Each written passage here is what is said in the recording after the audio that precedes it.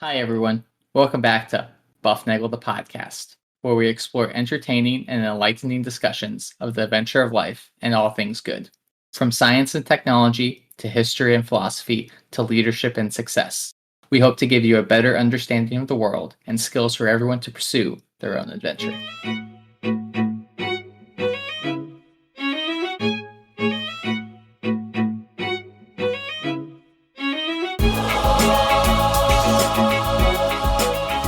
Hi there, everybody, and welcome back to Bufnagle the podcast, where we talk about all good things in the pursuit of the adventure of life.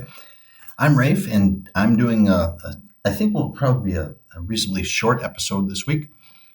Harry's not here. I am here, and I am in a remote location, which may be evident by the sound of my voice being, I don't know, maybe a little atypical to what we normally have, but I assure you all is well, and the doing its buffly work for your benefit and for mine. And speaking of benefit, we greatly appreciate the benefit you provide us. You as listeners have made us a global top 10% podcast, and for that we are grateful. Remember to share the love, share the buff, tell a friend to listen, and you will get a free episode. Give us a 5, you know all these things, 5-star reviews, subscribe, follow, all those kinds of things. Remember, if you get a friend to listen, you will get a free episode. Well, today is one of the first recordings we're going to be doing. Following my departure from the U.S. to Europe for my summer school.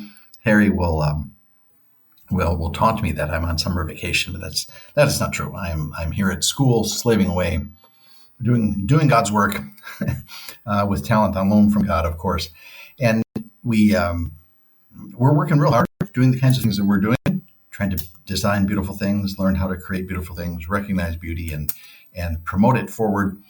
And I'm just going to tell you a little bit of the story, part of the trip that I took to get to where I am now. In late June, I hopped on a plane in Indiana and flew to Philadelphia, and from there made my way to Paris in the middle of the dark. Nighttime passed into morning, and I arrived in Paris, where I hopped up one of those super speed trains and zipped across the French countryside to Strasbourg, which is in kind of the heart of Alsace. It's called ALSACE. Alsace is an area that keeps getting traded back and forth between Germany and France, and part of that was World War II. It went back and forth. Before that, right now it's in France. It has been in Germany, and the people there are, the Frenchmen consider them Frenchmen, and the Germans consider themselves Germans. But in more than anything, everybody there is Alsatian, and it is a wonderfully lovely place. And I arrived there late one evening, and got checked into my little hotel. I discovered the tremendous joy and benefit of hotel air conditioning in Europe. It is relatively rare, but my hotel there had air conditioning, which was a wonderful. It was quite warm that night. I was up on the 4th or 5th floor, and it was steamy in the room. And I turned on that magical thing that Mr. Carrier invented, pumped the hot air out and let the cold air settle in there. I apologize. I heated up Strasbourg a little bit for my benefit. But it was nice in my room. The city of Strasbourg is beautiful. It is an old city surrounded by a big moat, a set of canals that have been rivers and canals that used to defend the city. Some old walls with some gates that still stand. It is full of big, heavy, important buildings, full of beautiful architecture. Some of it relatively recent and beautiful. Some of it relatively old and beautiful. Some of it relatively recent and ugly. That happens as well. Not everything can be perfect here on this side of the realm. But the reason I went to Strasbourg is I wanted to see the cathedral. The cathedral there is famed in song and story, and it towers over the square that it sits in the city there. And like all medieval cities, the cathedral was the center of activity there. So there's a large square around that, and a lot of important buildings around it, but just a lot of open area around that as well. And there are important economic things around the cathedral, and some of those important things now, those economic things, are places that cater to the tourists, which are a big component of the economy there. And some of these places are restaurants, of course, and little shops and places where you can buy overpriced trinkets and stuff. But a big thing of that is dining. Everybody must eat. We all must feed our bodies. We are bodies and souls, and the cathedral helps feed our soul, and the croissant shops feed our bodies. And what was I got there in the evening, and I had not eaten, so I went wandering around, and I wasn't real hungry because I've been traveling all day, and I wanted to make sure I made it. The idea when you go from North America over to Europe is you need to make it to dinner. Before you go to bed that night, you have to make it to dinner. Don't go to bed too early, because otherwise you'll be out of sync. So I went to the cathedral there and walked around and was looking for a restaurant to eat. And to me, it was very interesting. It was dinner time, I don't know, 6 o'clock, 7, 8, something like that. And I witnessed the restaurants there around the cathedral. And people, of course, some people dine inside, but it was, it was midsummer, almost exactly midsummer day. And people are outside. They were dining outside. And so the restaurant set up, I don't know what the rules are for how far out they can go, but they went way out there. And if they faced the square, there's a lot of room for them to expand their footprint, so to speak. And there were lots of people outside dining and just basking in this wonderful environment of beautiful buildings, of wonderful people, of wonderful food and drink, camaraderie, general appreciation for the things that are going on around you. And the first thing I noticed that was interesting with the people dining outside is half of the space where the tables sit goes unused, and the part that goes unused is the side of the table that faces away from the cathedral. Everybody sat on the sides. In fact, they didn't even bother putting chairs on the sides of the tables that don't face the cathedral. So everybody sat kind of like almost in little rows and faced with the tables in front of them where they ate. Sometimes they had umbrellas over them, but once the sun went down, they took out the umbrellas. And everybody would look. They'd spend their dinner looking at the cathedral. That was the show. No, it was the cathedral and the people walking by. There was people watching, and there was cathedral watching. The cathedral doesn't do very much. It kind of just sits there like it's been doing for hundreds of years. And that was. I don't think I was shocked, but I was moved by that, I guess is the right word. And because everyone will sit there and they will dine and they will appreciate these things of great beauty, things of interest and beauty. And the outside of this thing is spectacular, is the only word. It's the only single word. Pick every exciting exclamation word you can find to describe it, and it will fit. It is monstrously tall. I forget that. Doesn't matter how many meters tall it was. It's dozens, decades, maybe hundreds of meters tall. It's really big. We climbed to the top of the tower at one point while we were there, and it's hundreds of steps up there.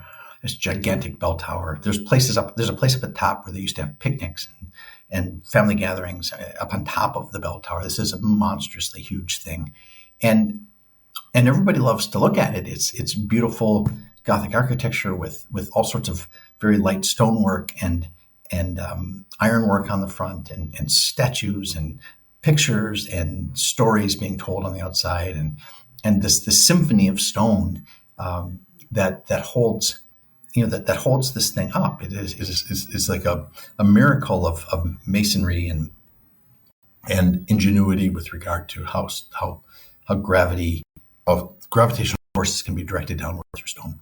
And everybody sits facing this and watching it. And they they eat, they dine, they drink good wine, they chat, they enjoy others' company, they flirt and they argue and they do all the things that people do. And what was really interesting to me is during dinner time, everybody's watching this, and at during the day, the cathedral it's always open. I mean, you can go and you walk around and you tour it and you look at the important things. The stained glass windows that were protected during the war, they took them out and they hid them, and then they put them back in place. And they, this is a monument, it's a testament to people's faith in the divine, in this direction toward the ultimate good. And so people will come to be in the presence of the cathedral, and they will sit and just bask in this glow of this thing, and eat and dine, and then they will go home and do whatever they do. But when I went to mass on the next morning, I got there on a Saturday evening, and I went to mass there the next morning, which was gloriously wonderful. It was, always gloriously wonderful, right? But this was a it was just beautiful. It was full of pageantry and procedures and processes and choreography to get you to think otherworldly. There were lots of processions. There was, there were flag guys with swords and big gigantic crosses and the holy smoke guy. There's a name for this, and Chris will remind me what it is. But that machine, they swing back and forth to make the smoke. They had a big incense guy. They had Gregorian chant going on. There was an organ cranking out some tunes in the back. I think there were 5 celebrants. There was the main, I guess, what do you call primary celebrant, or the main priest guy. I think there was something like 8 assistants, like altar board guys, and they were all of this stuff was choreographed in this wonderful. It wasn't really a dance, but it was just like things. There were always motion going on. And the guys would wander off, and then they'd come back in another procession. They'd bring up they brought up the lectionary, and then these guys disappeared. The next thing you know, they're bringing up the bringing up the gifts, and then they're bringing up all sorts. It was a constant motion of this pageantry and dance of the mass, and it was a wonderful thing to see, and it was fantastic. It was wonderful. It was deeply moving, and I had friends later on that went 45 minutes on the train just to go to mass at the cathedral in Strasbourg. And the other thing about the cathedral there in the evening before was that the bells would ring every 15 minutes. The bells would ring, and they were doing this. I don't know, one of these standard bell patterns where they ring at 15 after, and then at 30 after, and 45 after, and then at the top of the hour they do a grand something, whatever. I'm sure there's a music word for it, but they do the whole mass at the top of the hour and ring the bell many times for the hours. And if you follow my daughter Olivia's little Substack thing out there about she wrote recently about the bells she heard at the monastery she was at recently to visit her sister-in-law who's there, and how she came to know the bells. Don't really tell you what time it is necessarily, but they tell you what it is you are to do. And I think when I was there at the cathedral there in Strasbourg, I came to the realization that she is correct. There, they do tell you what to do, and they tell you what to do. I think in the grandest scheme, the bells are a reminder that you need to live now. That you need that now is the time, right? It is the clock is ticking, and for at the risk of sounding too negative and too much of a downer, the bells ring to remind you that someday you will die. They say memento mori, and that sounds like a very pessimistic thing, but I think it's a very optimistic thing. It gives you the opportunity, once you recognize that is the outcome, and you know not when or where or how, that the only rational response to that is not despair, but one of great hope. It is one of hope and one of action now. So the bells ring to remind you that you will die, and that what you need to do is act today. And and as I walked through the grounds around the church, and I heard the bell tolling, I don't know, 7:30, 8 o'clock, whatever it was. And I saw the people outside the cathedral. Very few people go in, right? They look, they wonder, they gawk in awe, but they can go in. I mean, you can be part. You can be part of what that represents. It's a portal. The grand cathedrals are portals to another realm, and you can go be part of that. You just need to walk in. And as I heard the bells ring and walked through the crowds, and I don't know how many people really hear them. They're talking, like I said, they're talking, they're flirting, they're arguing, they're doing these human things. And I keep wondering, are you really hearing the bell? Are you listening to the bell? The bell is telling you you will die. Are you listening? Are you hearing? Are you going to go in? And I went back in the next day, and you can come in. And it was how well attended was it? Not very. It was poorly attended, I think, on Sunday morning at whatever time it was, 8 o'clock, 9 o'clock. And I thought about when I was at Mass that Sunday, how many of the people were there the night before, just living in awe of what our fathers had built for us back, 2, 4, 800 years ago. And did the people recognize that this is your inheritance here? This is a thing that you can have. This is a thing you can own. This is a thing you can be. You can be a piece of this. There are little statues all over the front of this building. Some of kings, some of saints, some of regular people. Sometimes people just doing their daily lives, living, the most, Chesterton, what says the most extraordinary thing is an ordinary man, an ordinary woman living out ordinary lives, building families and communities. But they're building them in the context of this grander scheme, this realm that has a portal there in the cathedral. And that the portals are in more places than just the cathedrals. They're also in the little country churches you find out in the middle of nowhere. They are in the suburban, ugly barn churches that have been built over the last 30 years in America. They are in the church that meets in the strip mall. They are everywhere. You can be part of this thing. And I hear the bells, and I think that we should listen to the bells. I think memento mori, you will die. Well, how will you live the next day? So I got to ask you, what are you doing? Are you listening to the bells? Will you go? Will you enter? Will you commit?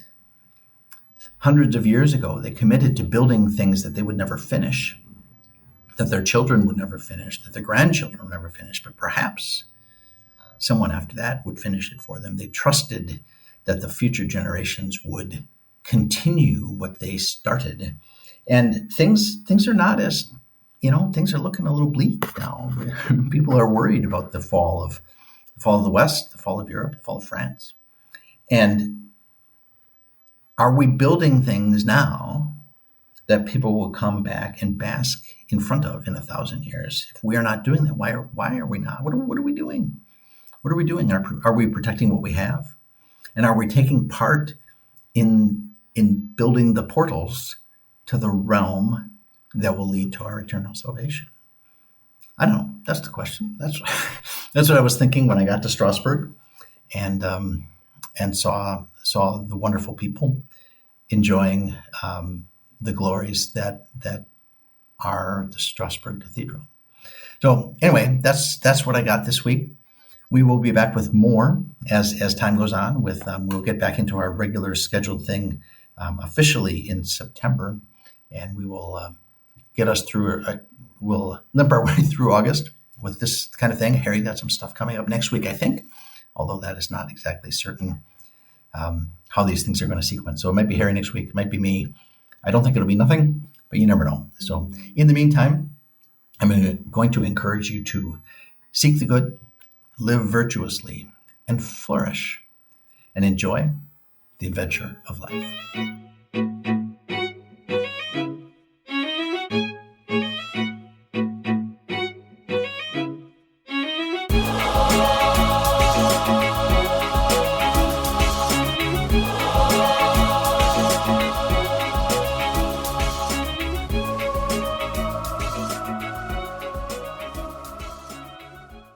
It's going to be a great day.